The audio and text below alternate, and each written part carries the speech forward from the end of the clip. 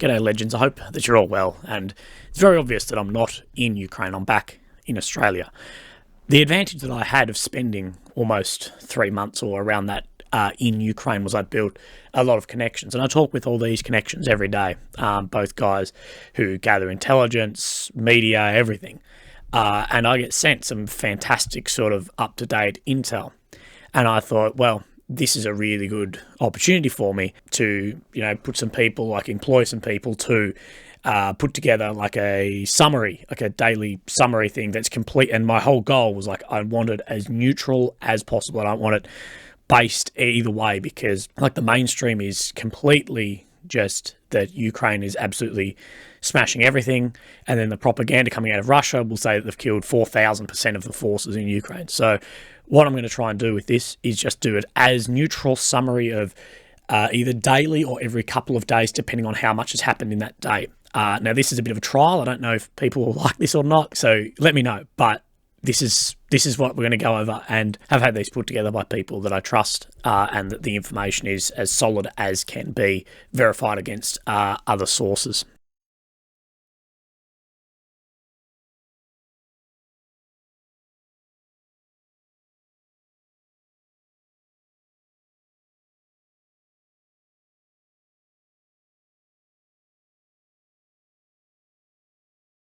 So, day 103. The UK has joined the USA and pledged modern MLRS or multi-launch rocket systems to Ukraine. The cutting-edge M270 weapon system, which can strike targets up to 80 kilometres away with pinpoint accuracy, will offer a significant boost in capability for the Ukrainian forces. The UK's decision has been coordinated closely with the US decision to gift the High Mobility Artillery Rocket System, HIMARS, a variant of the MLRS. This will be supplied alongside a weapon system from the UK, as they will also supply M31A1 munitions. And Ukrainian troops will be trained on how to use these launchers in the United Kingdom. Alexei Astranovich from Ukraine, he's the military advisor to the President's Chief of Staff, has said not enough had been committed to turn the tide of this war. If we get 60 of these systems, then the Russians will lose all ability to advance anywhere. They will be stopped dead in their tracks. If we get 40, they will advance, albeit very slowly with heavy casualties. With 20, they'll continue to advance with higher casualties than now. And then Russia's response to this, from the head defense committee in Russian Duma, warned against supplying these weapons will intensify the offensive in Ukraine if the longer-range rockets are delivered. He threatened to target government buildings and transport infrastructure in response. Okay, grain in Ukraine. And this is a massive talking point that I've seen so many people go over, saying that Europe could go hungry from this. Ukraine is a major agricultural exporter.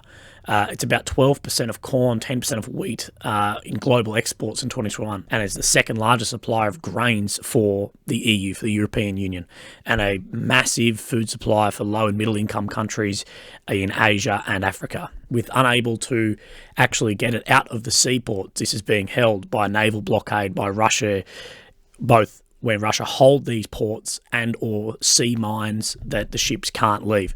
The prices of wheat and corn have already spiked before the conflict, but due to the conflict, the prices are expected to rise a lot further again, having massive implications for the poorest African's economy and the global food prices, which I'm sure that you have all experienced this as well. Moscow has denied responsibility for the disruption, but demanded relief from the US and European sanctions limiting its exports of fertiliser and agricultural products. The Turkish president's government has offered military help to clear the mines off the coast of Odessa and escort the grain ships, but Ukraine has yet to endorse this plan. The Russian Foreign Minister, Sergei Lavrov, who was scheduled to visit the Turkish capital on Wednesday for discussions, said Monday he's optimistic that military officials can work out a solution to this. Ukrainian President Volodymyr Zelensky said that Kiev wasn't invited to the talks on the deal set for Ankara this week.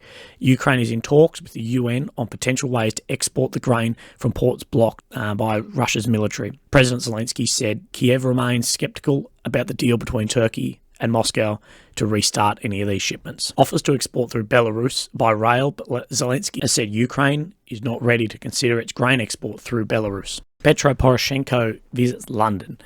or at least according to Twitter via videos and photos shared. Now, who is Petro Poroshenko? He was the Ukrainian president before Volodymyr Zelensky. He lost presidential runoff to Zelensky in 2019. Approximately, he got 25% of the votes and Zelensky got 75%.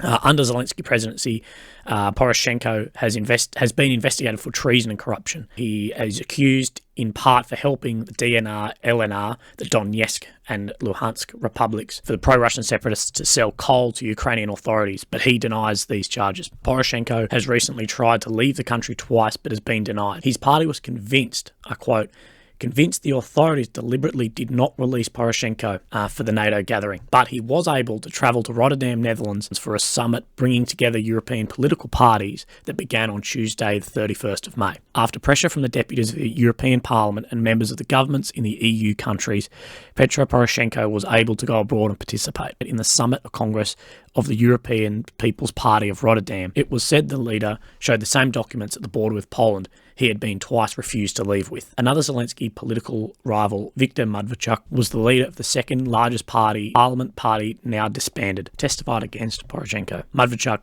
is currently imprisoned under the same charges.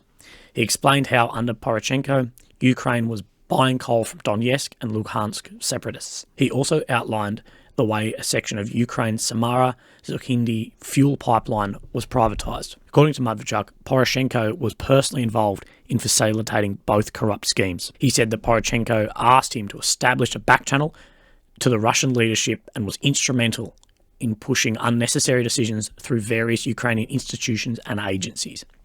The summit in Rotterdam has finished. It was from May 31st to June 1st.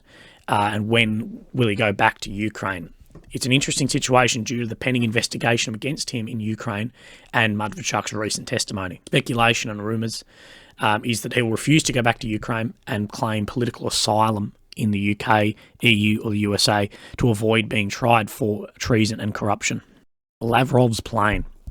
Russia says the ban on Lavrov's plane is a hostile action. The Kremlin on Monday said airspace closures by 3 European countries prevent Russian Minister Sergei Lavrov from travelling to Serbia were a, quote, hostile action. Countries surrounding Serbia, Bulgaria, North Macedonia and Montenegro closed their airspace to an official plane that would have carried Moscow's top diplomat to Belgrade on Monday. Serbia, friendly to Russia leader Alexander Vučić, agreed that last month Russia would continue supplying natural gas to Serbia. Yeah, I can't. Yeah.